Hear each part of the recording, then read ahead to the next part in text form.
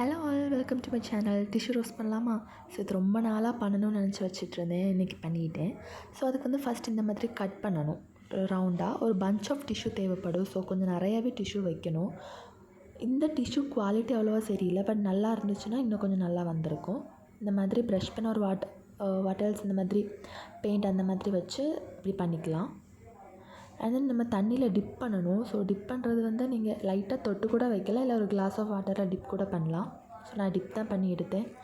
அது வந்து எதுக்குன்னா அந்த ஒரு ஸ்மஜ் ஆகிற மாதிரி இருக்கும் அது ஆக்சுவலி.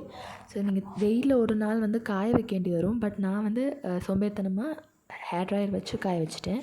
அண்ட் தென் இந்த மாதிரி ஒரு கிளாஸில் ஒன்று ஒன்றா வச்சு ஒட்டிகிட்டே வரணும். இதுக்கு இன்னும் நிறைய டிஷ்யூ வேணும். நான் வந்து என்கிட்ட கொஞ்சமாக இருந்ததால் கொஞ்சமாக வச்சு பண்ணியிருக்கேன். ஸோ இது மாதிரி 1 by 1 நீட்டாக ஒட்டிகிட்டு வரணும். ஆனால் இது வந்து ரொம்ப ஈஸி தான். டிஷ்யூ, பெயிண்ட் அண்ட் கம் போதும். நான் வந்து ஸ்டிக் யூஸ் பண்ணியிருக்கேன். நீங்கள் ஃபெவிகால், ஒரு க்ளூகன் வேண்டாம், ஃபெவிகால் யூஸ் பண்ணாலே போதும். And then that's it.